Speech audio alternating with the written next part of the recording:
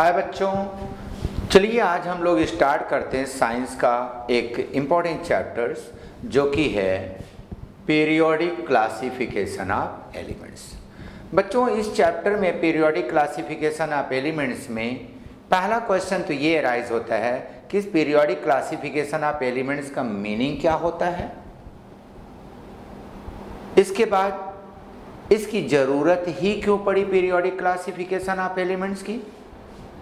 इसके बाद आता है कि अगर उसकी ज़रूरत थी तो इस पर कितने रिसर्च हुए हैं और इस पर किसने किसने अपना रिसर्च करके रूल्स क्या क्या रूल्स हैं उसके बारे में आपको डिटेल स्टडी करनी है। तो आइए बच्चों एक एक क्वेश्चन के बारे में हम लोग यहाँ पर स्टडी करेंगे।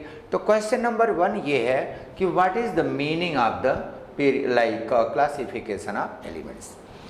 तो बच्चों पीरियोडिक क्लासिफिकेशन ऑफ एलिमेंट्स का मीनिंग होता है the systematic arrangements of the elements is the periodic classification of elements.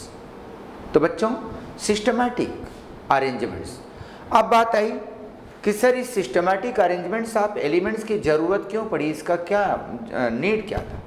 तो इसको समझने के लिए पहले आपको एक एग्जाम्पल समझना पड़ेगा। बच्चों जैसे फॉर एग्जांपल हम अगर मेडिकल स्टोर में जाएं और किसी मेडिसिन को लेने के लिए जाएं और मान लीजिए मेडिकल स्टोर के सारे मेडिसिन को किस में रख दिया जाए, एक बॉक्स में रख दिया जाए और फिर आप अपने लिस्ट को दीजिए कि जिस जिस मेडिसिन की आपको ज़रूरत है। तो मेडिकल स्टोर वाला क्या करेगा, अब आपके लिस्ट को देख करके अगर उस बॉक्स में से अगर ढूंढ करके मेडिसिन निकाल के और फिर मैच करा के देना स्टार्ट करे तो शायद आपको वो मेडिसिन ना दे पाए। लेकिन ऐसा नहीं होता है। आप जब मेडिकल स्टोर में मेडिसिन लेने के लिए जाते हैं, बस आप मेडिकल स्टोर वाले को जब लिस्ट देते हैं तो वो क्या करता है कि वो सारे मेडिसिन को कहाँ पर रखा है 1 मिनट के अंदर सारे मेडिसिन को निकाल करके आपके सामने दे देगा। अब आपको मालूम होना चाहिए कि ये पॉसिबल कैसे हुआ। ये पॉसिबल इसलिए हुआ क्योंकि मेडिकल स्टोर वाले ने सारे मेडिसिन को एकदम सिस्टमैटिकली अरेंज करके रखा था कि किस मेडिसिन को मैंने कहाँ रखा है। जैसे उसने लिस्ट को देखा, सारे मेडिसिन को फटाफट निकाल करके उसने आपके सामने दे दिया।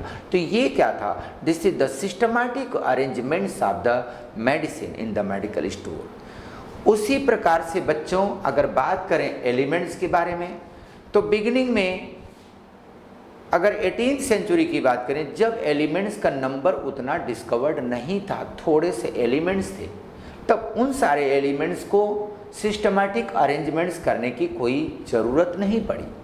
लेकिन जब एलिमेंट्स का नंबर बढ़ना स्टार्ट हुआ और एलिमेंट्स के नंबर के साथ साथ उसमें वेराइटीज़ भी बढ़नी स्टार्ट हुई, तब साइंटिस्ट को लगने लगा कि अब सारे एलिमेंट्स को सिस्टमैटिक अरेंज करना चाहिए, क्योंकि एलिमेंट्स का नंबर जब बढ़ रहा है और उसमें वेराइटीज़ भी बढ़ रहे हैं, मेटल्स भी आ रहे हैं, नॉन मेटल्स भी आ रहे हैं, मेटलॉइड्स भी आ रहे हैं। तो अब अगर किसी एलिमेंट्स का अगर आपको केमिस्ट्री स्टडी करना हो तो ये डिफ़िकल्ट हो जाएगा, क्योंकि एलिमेंट्स का नंबर बढ़ रहा है। और अगर एलिमेंट्स सारे एलिमेंट्स को एक ही जगह बॉक्स में रख दिया जाए और फिर उस बॉक्स में से किसी एलिमेंट को निकाल करके अगर आपको उसकी केमिस्ट्री स्टडी करना हो तो क्या आप उस एलिमेंट को ईजिली फाइंड आउट कर पाएंगे, क्या उसकी केमिस्ट्री स्टडी कर पाएंगे, क्या नहीं कर पाएंगे। इसलिए साइंटिस्ट को लगा कि अब सारे एलिमेंट्स को सिस्टमैटिकली अरेंज करने की ज़रूरत है और उसी सिस्टमैटिक अरेंजमेंट्स ऑफ एलिमेंट्स को जो नेम दिया गया वही है पीरियोडिक क्लासिफिकेशन ऑफ एलिमेंट्स। तो अब बात आए कि इस systematic arrangements of the elements में किस किस साइंटिस्ट ने रिसर्च किया, कोशिश की सारे एलिमेंट्स को सिस्टमैटिकली अरेंज करने के लिए। तो वहाँ पर डिफरेंट रिसर्च हुए हैं बच्चों, डिफरेंट ईयर्स में। आइए हम पहले आपको इस पूरे रिसर्च की इस सारी स्टोरी आपको बताएं, जिससे आपके माइंड में सेट रहे कि एक्चुअली इस चैप्टर में हमें इस सिस्टमैटिक क्लासिफिकेशन ऑफ एलिमेंट्स में किसके किसके थियरी और रिसर्च को पढ़ना पड़ेगा। तो बच्चों सबसे पहला जो रिसर्च इस पीरियोडिक क्लासिफिकेशन ऑफ एलिमेंट्स में जिन्होंने स्टार्ट किया एलिमेंट्स को क्लासीफाई करने की कोशिश की वो थे एंटोनी लेवोजियर, और ये बात है 1789 की बात है। और उस समय 12 एलिमेंट डिस्कवर्ड थे, तो उन्होंने सबसे पहला अटेम्प्ट किया सारे एलिमेंट्स को क्लासीफाई करने के लिए। लेकिन 1794 में जब उनकी डेथ हो गई तो उनका रिसर्च आगे बढ़ा नहीं, वहीं स्टॉप हो गया। इसके बाद जो सेकंड रिसर्च हुआ for the systematic arrangements of the elements को लेकर के, वो किसका रिसर्च था? 1815 में विलियम प्राउड की थियरी थी। और विलियम प्राउड ने उस समय जितने एलिमेंट डिस्कवर्ड थे, लगभग 30 एलिमेंट डिस्कवर्ड थे, उन सारे एलिमेंट्स को सिस्टमेटिकली क्लासीफाई करने के लिए जो कॉन्सेप्ट को माइंड में रखा, जो रूल को माइंड में रखा, वो था उनका यूनिटरी थियरी। इसके भी बारे में आपको जानकारी देंगे, यूनिटरी थियरी के बारे में। लेकिन जब ये भी सारे एलिमेंट्स को सिस्टमेटिकली अरेंज नहीं कर पाए, कुछ डिफ़िकल्टीज आ गई, तकलीफ़ें आ गई, तब उसके बाद 1817 में उन्हीं सारे एलिमेंट्स को सिस्टमेटिकली अरेंज करने की कोशिश डोबेराइनर ने किया। और डोबेराइनर ने कैसे किया, क्या रूल दिया? ट्राइड रूल दिया। ये ट्राइड रूल क्या होता है, कैसे अरेंज किए सिस्टमेटिकली, उसके बारे में हम आपको बताएंगे। उसके बाद लेकिन उन्होंने भी सारे एलिमेंट्स को सिस्टमेटिकली नहीं अरेंज कर पाए, कुछ वहाँ पर भी डिफ़िकल्टीज आई, उनका भी जो ट्राइड रूल था वो भी फेल हुआ। उसके बाद 1854 में जेपी कुक्स, अमेरिकन साइंटिस्ट, उन्होंने सारे एलिमेंट्स को क्लासीफाई करने की कोशिश की, जो कि होमोलोगस थियरी दी, और होमोलोगस थियरी कोशिश की, लेकिन ये भी फेल्ड हुए। उसके बाद जो अगला रिसर्च हुआ है 1866 में, वो न्यूलैंड्स का हुआ है। उन्होंने जो लॉ दिया, न्यूलैंड्स लॉ ऑफ ऑक्टेव्स दिया, 1866 की बात है। उस समय टोटल 56 एलिमेंट डिस्कवर्ड हो गए थे। लेकिन इनकी भी जो थियरी थी, जो लॉज था, वो भी सिस्टमेटिकली सारे एलिमेंट्स को नहीं कर पाए, कुछ वहाँ पर भी ड्रॉबैक्स आए हैं, उसके बारे में देखेंगे। उसके बाद लोदरमेयर 1869 की बात है। उसी 1869 में लोदरमेयर ने भी सारे एलिमेंट्स को सिस्टमेटिकली क्लासीफाई करने की कोशिश की। 1869 तक टोटल 63 एलिमेंट डिस्कवर्ड हो चुके थे। अब आप देख सकते हैं कि यहाँ पर एलिमेंट का नंबर कंटिन्यूअसली बढ़ता चला जा रहा है, लेकिन उनको सिस्टमेटिकली अरेंज करने के लिए कोई स्ट्रांग सिस्टम नहीं बन पा रहा था। तो आप देख लीजिए। इसके बाद मेंडलीव का भी उसी ईयर का रिसर्च है, 1869 का ही है, जिस साल लोदरमेयर का हुआ है। तो आप डिफरेंट इनका रिसर्च चल रहा था, लेकिन दोनों अपने अपने कॉन्सेप्ट पर लगे थे सारे एलिमेंट्स को अरेंज करने के लिए। उसके बाद 1913 में सारा प्रॉब्लम सॉल्व हो गया, सारे एलिमेंट्स को सिस्टमेटिकली रख दिया गया, जो कि अभी तक हम उस चीज़ को फॉलो कर रहे हैं। बच्चों, ये रहा इसका जनरल इंट्रोडक्शन कि एलिमेंट्स को सिस्टमेटिक क्लासीफाई करने में किसका अटेम्प्ट रहा है। अब बच्चों यहाँ पर एक चीज़ आपको बता दें कि आपको देखो यहाँ पर पूरी हिस्ट्री तो ये रही, लेकिन इसमें जो आपको स्टडी करना है हम उसके बारे में बता दें कि यहाँ पर डोबेराइनर का आपको डिटेल स्टडी करना है। उसके बाद न्यूलैंड की थियरी जो है उस पर आपको डिटेल स्टडी करनी है। लोदरमेयर को भी जानना जरूरी है, क्योंकि इनका भी कॉन्सेप्ट बहुत ही अच्छा था, लेकिन उसको कर्व के थ्रू दिए, लेकिन जानना जरूरी है। मेंडलीव का तो जानना ही है, क्योंकि इन्होंने ही सारे एलिमेंट्स को सिस्टमेटिकली जो अरेंज किया, इनके बहुत ही अच्छे इन्होंने टेबल दिया था। इसके बाद हेनरी मोजले का जो मॉडर्न पीरियोडिक टेबल है उसको भी स्टडी करना है। तो बच्चों, ये रहा general introduction about the periodic classification of elements. अब चलते हैं बच्चों, आपको एक एक थियरी के बारे में हम जानकारी देंगे कि एंटोनी लेवोजियर ने सारे एलिमेंट्स को क्लासीफाई करने का क्या कॉन्सेप्ट ब्रेन में रखा और कैसे क्लासीफाई किया। इसके बाद विलियम प्राउड की यूनिटरी थियरी क्या है उसके बारे में, और सारे लॉज के बारे में हम आपको जानकारी देने जा रहे हैं। तो चलिए बच्चों, स्टार्ट करते हैं। आइए बच्चों, बात करते हैं Dobereiner's triads rule for the classification of elements. ये बच्चों रिसर्च है 1817 की। तो जब डोबेराइनर ने सारे एलिमेंट्स को सिस्टमेटिकली अरेंज करने के लिए उन्होंने कैसे क्या सिस्टम अपनाया, बच्चों बिल्कुल ध्यान सुनो। So students, in 1817, for the classification of elements, Dobereiner found some groups of 3 elements. 3 elements को लेकर के उन्होंने क्या बनाया बच्चों, ग्रुप बनाए। एंड ऐसे एलिमेंट्स को लेकर के ग्रुप बनाए बच्चों जिसके प्रॉपर्टीज क्या थे, बिल्कुल सिमिलर थे, और उसका नाम उन्होंने क्या रख दिया बच्चों, ट्राइड्स रखा। और इन दिस ट्राइड एलिमेंट्स को जब उन्होंने अरेंज किया, then in their increasing order of atomic masses, and then he found that the atomic mass of the middle elements is approximately mean to the atomic mass of first and third elements. For example बच्चों, ये देखिए, this is the triad number 1। इसमें देखिए lithium है, sodium है, potassium है। इन तीनों की प्रॉपर्टीज जो उन्होंने लेकर के एक ग्रुप बनाया, that is the triad number 1। इन तीनों की प्रॉपर्टीज बिल्कुल सिमिलर है, इनकी वैलेंसी 1 है, ये तीनों मेटल्स हैं। तो ये रहा आपका ट्राइड नंबर 1। और इस ट्राइड में देख रहे हैं ना, एलिमेंट्स को उन्होंने कैसे अरेंज किया बच्चों, इन their increasing order of atomic masses. ये लिथियम 7, सोडियम 23, पोटेशियम 39। सिमिलरली अगर हम बात करें ट्राइड नंबर 2 की, तो इसमें भी देख सकते हैं कैल्शियम, स्ट्रॉन्टियम, बेरियम, ये तीनों की प्रॉपर्टीज बिल्कुल सिमिलर है बच्चों। ये तीनों मेटल्स हैं, अल्कलाइन अर्थ मेटल्स हैं, और इसकी वैलेंसी भी 2 है। अब देखो ये ट्राइड नंबर 2, तो इस ट्राइड में उन्होंने एलिमेंट्स को कैसे अरेंज किया बच्चों, इन their increasing order of atomic masses. आप देखिए, this is the triad number 3। अगर देखें, यहाँ क्लोरीन है, ब्रोमीन है, आयोडीन है, ये तीनों एलिमेंट्स की प्रॉपर्टीज बिल्कुल सिमिलर है, और ये तीनों हैलोजन है, और तीनों की वैलेंसी भी क्या है, 1 है। और इस ट्राइड में भी देखो एलिमेंट्स को कैसे अरेंज किया उन्होंने, increasing order of atomic masses.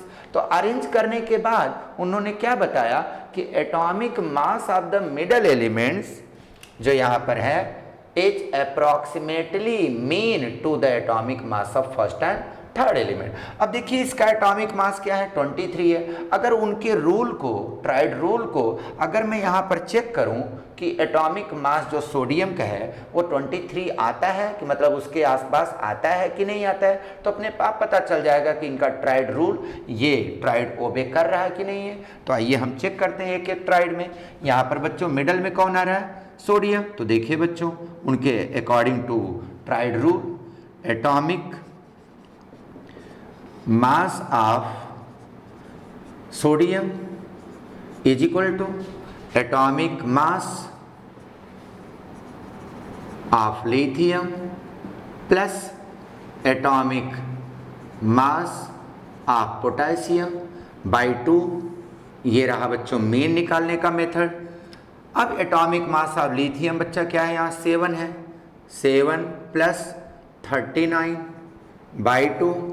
अब इसको ऐड करेंगे तो हो गया बेटा 46 बाई 2, डिवाइड करेंगे तो कितना आ गया, 23।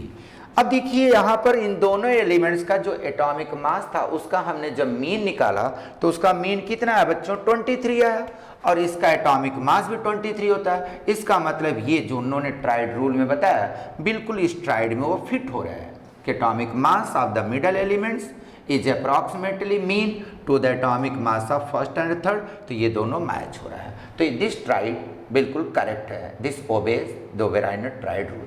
आइए हम ट्राइड नंबर 2 में अगर उनके रूल्स को चेक करें, डोबेराइनर ट्राइड रूल्स को, तो देखें यहाँ पर वो ओबे कर रहा है कि नहीं कर रहा है। तो देखिए बच्चा, यहाँ पर मिडल में कौन है, स्ट्रॉन्टियम है, तो यहाँ पर निकाल रहे हैं atomic mass of strontium is equal to क्या होगा बेटा, is equal to atomic mass of calcium that is what 40 plus atomic mass of barium that is 137 by 2। अब दोनों को ऐड करेंगे बेटा तो कितना हो जाएगा, 177 बाई 2। अब इसको डिवाइड करेंगे तो कितना आएगा, 88.5। अब देखिए बच्चा, दोनों एलिमेंट्स के एटॉमिक मास का अगर हमने एवरेज निकाला तो एवरेज कितना आ रहा है, 88.5, बट वहाँ पर है कितना उसका एग्जैक्टली 88 है। तो उन्होंने अपने रूल में यही बताया था कि atomic mass of the middle elements is approximately, not exactly, approximately mean to the atomic mass of first and third. तो देखिए ये 88.5 और ये 88 है, तो लगभग दोनों क्या है, इक्वल ही है, अप्रॉक्सीमेटली सेम है, तो यहाँ पर आप देख सकते हैं कि इसका मतलब ये भी ट्राइड डोबेराइनर रूल को ओबे कर रहा है। आइए अगर इसमें चेक कर लें तो इसमें भी आपको पता चल जाएगा कि ये ओबे कर रहा है कि नहीं कर रहा है। तो यहाँ पर बच्चा मिडल एलिमेंट्स कौन है? ब्रोमीन है। तो देखिए atomic mass of Br bromine is equal to mean, इसके और इसके एटॉमिक मास का मीन निकालो। तो मीन मतलब atomic mass of chlorine that is 35.5 plus 127 by 2, दोनों को ऐड करेंगे तो कितना हो गया बच्चा? 162.5 बाई 2।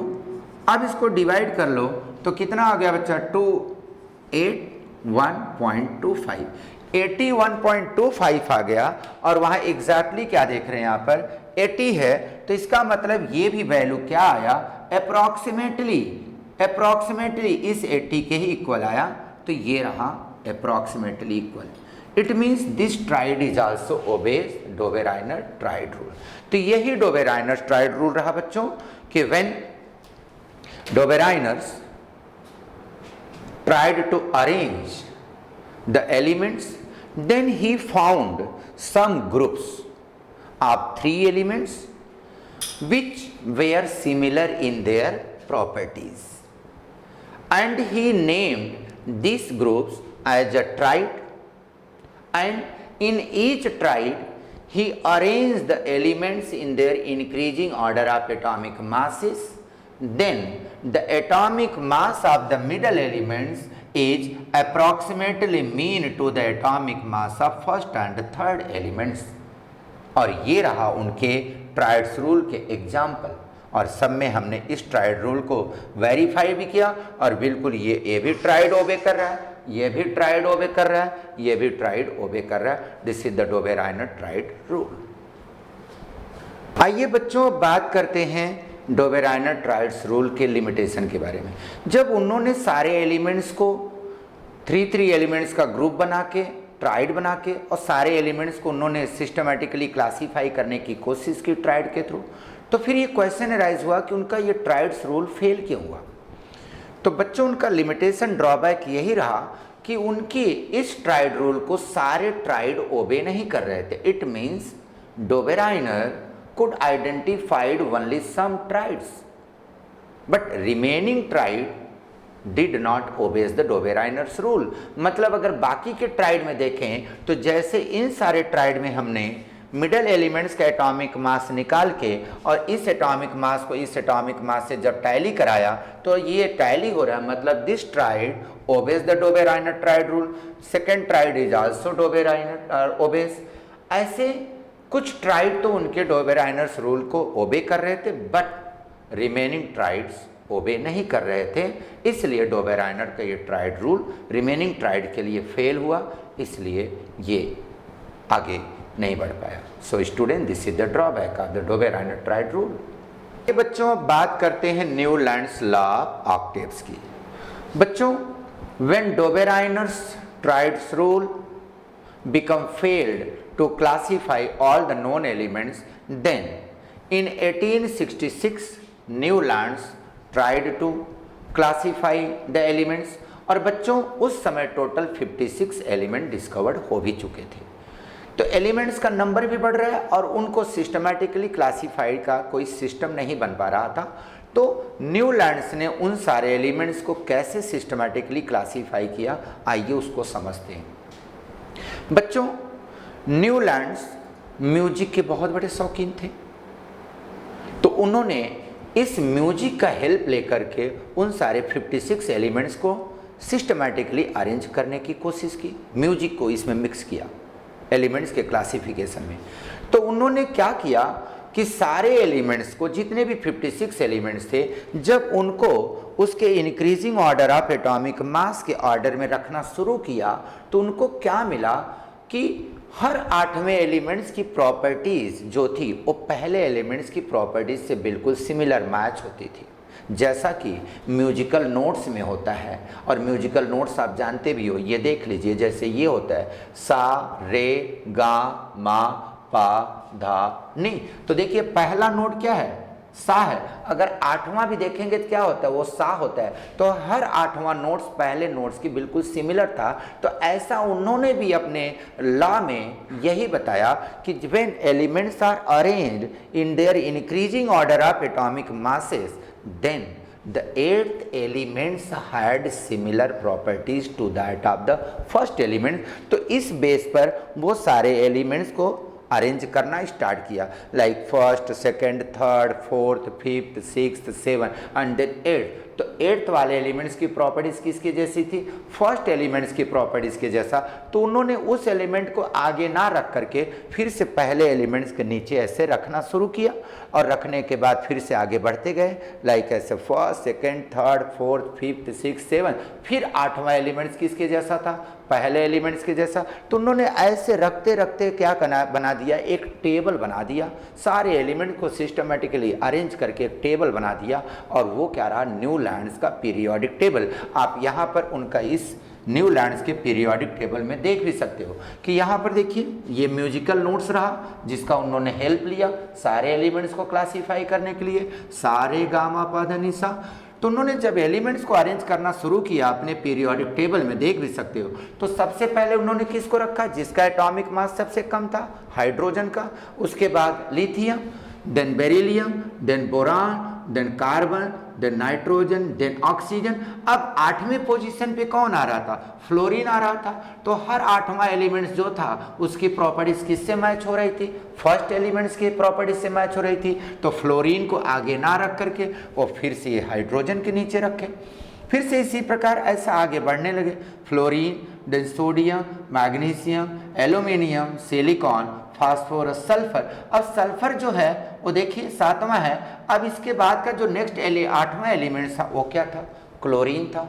तो क्लोरीन की प्रॉपर्टीज हर आठवें एलिमेंट्स की प्रॉपर्टीज किससे मैच होती थी, फर्स्ट एलिमेंट्स की। तो क्लोरीन की प्रॉपर्टीज किससे मैच हो रही थी, फर्स्ट मतलब फ्लोरीन से। तो उसको आगे ना रख के क्लोरीन को फ्लोरीन के नीचे रख दिए। ऐसे उन्होंने अरेंज करके सारे 56 एलिमेंट्स को अपने पीरियोडिक टेबल में रख दिए। अब देखो, अब आप देख सकते हो जैसे यहाँ पर इस सेकंड ग्रुप में देख रहे हो, ये एक ही नोड्स के सारे एलिमेंट्स हैं, मतलब इनकी प्रॉपर्टीज बिल्कुल सिमिलर है। जैसे इनकी प्रॉपर्टीज बिल्कुल सिमिलर है, इनकी प्रॉपर्टीज सिमिलर, तो हर आठवें एलिमेंट्स की प्रॉपर्टीज पहले से मैच होती थी। और इस बेस पर उन्होंने अपना एक टेबल बना दिया, और इस टेबल में टोटल 56 एलिमेंट्स को उन्होंने फिट कर दिया। This is the Newlands law of octaves. तो अब बात करते हैं कि अगर न्यूलैंड ने सारे 56 एलिमेंट्स को अगर सिस्टमेटिकली अरेंज ही कर दिया था, तो फिर इनका टेबल, न्यूलैंड का टेबल फेल क्यों हुआ, Newlands law of octaves fail क्यों हुआ। तो आइए अब हम आपको बताते हैं कि इस न्यूलैंड्स लॉ ऑफ ऑक्टेव्स का डीमेरिट क्या है, फेल क्यों हुआ। इसको समझने के लिए आइए देते हैं। तो demerits or limitation of Newlands law of octaves. अब देखिए बच्चों, पहला ड्रॉबैक बिल्कुल समझने की कोशिश करिएगा। इन्होंने अपने लॉ में क्या बताया था, when elements are arranged in their increasing order of atomic masses then every eighth elements had properties similar to that of first elements. जैसे ये है, हर आठवां एलिमेंट्स पहले के जैसा है। लेकिन जब इनके पीरियोडिक टेबल में ये चेक किया गया तो ये कहाँ तक अप्लीकेबल मिला, ओनली अप टू कैल्शियम तक ही सेट मिला, कि इस कैल्शियम तक चेक किया गया तो हर आठवें एलिमेंट्स की प्रॉपर्टीज पहले एलिमेंट्स की प्रॉपर्टीज से मैच हो रही थी। ये it is applicable only up to calcium. लेकिन कैल्शियम के बाद जब चेक किया गया हर आठवें एलिमेंट्स की प्रॉपर्टीज पहले एलिमेंट्स की प्रॉपर्टीज से मैच हो रही है क्या, तो बिल्कुल मैच नहीं हो रही थी, बिल्कुल नहीं मैच हो रही थी। तो इनका पहला ड्रॉबैक तो यही है कि Newlands law of octaves is applicable only up to calcium for lighter elements, जो छोटे एलिमेंट्स हैं। But after calcium every eighth elements did not shows similar properties to that of the first elements. This is the drawback number 1. तो ये रहा drawback number 1। आइए अब इसके बात करते हैं ड्रॉबैक नंबर 2 की बात। बच्चों, सेकेंड ड्रॉबैक क्या रहा इनका, बिल्कुल ध्यान से सुनिए। इन्होंने अपने पीरियोडिक टेबल में जितने भी एलिमेंट डिस्कवर्ड थे 56 एलिमेंट्स, तो अपने पीरियोडिक टेबल में इन्होंने 56 एलिमेंट्स के लिए ही प्लेसेस क्रिएट किए। मतलब कितने बॉक्सेस बनाए? 56 बॉक्सेस बनाए। और क्यों बनाए? क्योंकि उस समय 56 एलिमेंट्स ही डिस्कवर्ड थे। इसके बाद प्रॉब्लम क्या हुआ? उसके बाद जो नए नए एलिमेंट डिस्कवर्ड होके आए, तो ये अब क्वेश्चन आने लगा कि उनको कहाँ प्लेस किया जाए, क्योंकि इनके पीरियोडिक टेबल में तो 56 एलिमेंट्स के लिए ही प्लेस क्रिएट किया गया था। न्यूली डिस्कवर्ड एलिमेंट्स के लिए इनके पीरियोडिक टेबल में कोई प्रोविजन ही नहीं था कि उनको अब प्लेस कहाँ किया जाए, उनको रखा कहाँ जाए। तो उस न्यूली डिस्कवर्ड एलिमेंट्स के लिए भी इनके पीरियोडिक टेबल को फेल किया गया। मतलब there were no provision for the newly discovered elements, क्योंकि इनके पीरियोडिक टेबल में ओनली 56 बॉक्सेस ही क्रिएट किए गए थे। और रीज़न ये था कि उस समय 56 एलिमेंट ही डिस्कवर्ड थे। लेकिन जो बाद में एलिमेंट डिस्कवर्ड होके आए, नए नए एलिमेंट डिस्कवर्ड होके आए, तो उन न्यूली डिस्कवर्ड एलिमेंट्स के लिए इनके पीरियोडिक टेबल में प्लेस ही नहीं था। इसलिए इनका पीरियोडिक टेबल और Newlands law of octaves become failed. This is the drawback number 2। अब आइए बात करते हैं बच्चों इनका ड्रॉबैक नंबर 3। आप एक एक ड्रॉबैक को देखते रहिए बच्चों। थर्ड ड्रॉबैक क्या बच्चों? न्यूलैंड ने अपने इस पीरियोडिक टेबल में सारे एलिमेंट्स को फिट करने के लिए क्या गड़बड़ी कर दी है, आप बिल्कुल ध्यान सुनो। उन्होंने ऐसे ऐसे एलिमेंट्स को एक साथ एक ग्रुप में ऐसे रख दिए हैं जिनकी प्रॉपर्टीज़ बिल्कुल मैच ही नहीं कर रही थी। मतलब उनकी प्रॉपर्टीज़ बिल्कुल अभी आपने क्या बताया कि जैसे ये एक ही नोड्स के अंडर आ रहे हैं, तो ये सबकी प्रॉपर्टीज सिमिलर है, ये सबकी प्रॉपर्टीज सिमिलर है, ये प्रॉपर्टीज सिमिलर, ये माना। लेकिन उन्होंने कहीं कहीं क्या कर दिया है कि ऐसे ऐसे एलिमेंट्स को एक साथ रख दिए हैं जिनकी प्रॉपर्टीज़ मैच ही नहीं होती है, बिल्कुल नहीं मैच करती है। उसका फॉर एग्जाम्पल आप देख सकते हो। जैसे यहाँ पर देखिए बेटा, ये है फर्स्ट ग्रुप की बात करें तो यहाँ पर देखिए कोबाल्ट और निकल है। इस कोबाल्ट और निकल को किसके साथ रख दिए हैं? हैलोजन के साथ रख दिए हैं। जबकि ये कोबाल्ट निकल क्या है? ये मेटल्स है और ये क्या है?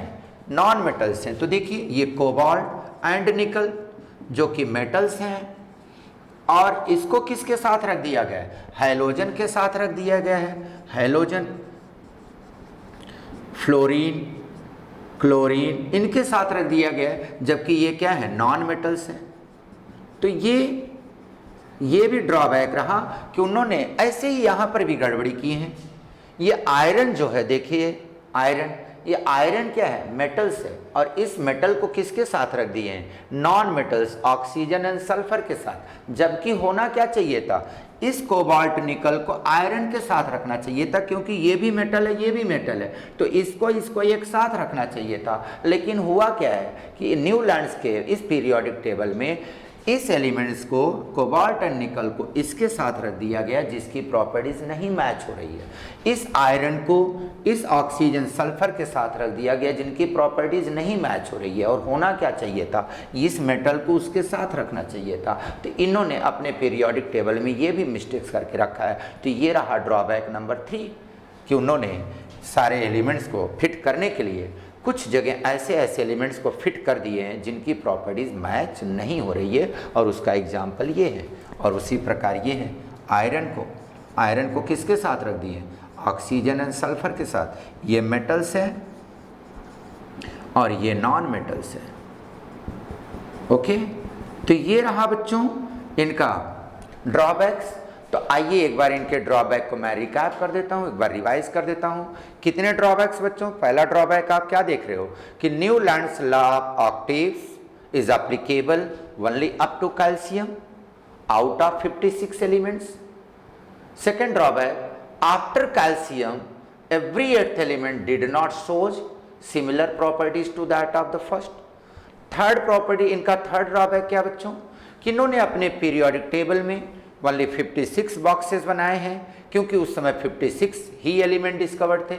लेकिन नए एलिमेंट जो डिस्कवर्ड होके आ रहे हैं, जो बाद में डिस्कवर्ड होके आ रहे हैं, उनके लिए इनके पीरियोडिक टेबल में कोई प्लेस नहीं था। So this Newlands periodic table become failed for the newly discovered elements this is the drawback number 3। उसके बाद फोर्थ ड्रॉबैक जो कि बहुत इंपॉर्टेंट है, न्यूलैंड्स ने सारे एलिमेंट्स को अपने पीरियोडिक टेबल में फिट करने के लिए उन्होंने क्या किया, ऐसे ऐसे एलिमेंट्स को एक साथ रख दिए हैं जिनकी प्रॉपर्टीज एक दूसरे से मैच नहीं होती है। जैसे कि कोबाल्ट निकल को हैलोजन के साथ रख दिए हैं, ये मेटल्स है, ये नॉन मेटल है। उसी प्रकार से ये आयरन को उन्होंने ऑक्सीजन एंड सल्फर के साथ रख दिए जो कि नॉन मेटल्स है। एक्चुअली होना क्या चाहिए था, कोबाल्ट निकल को आयरन के साथ आना चाहिए था, क्योंकि ये भी मेटल है वो भी मेटल है। तो ये रहा इनका drawback number 4। So this like Newlands law of Octave become failed. This is the drawbacks.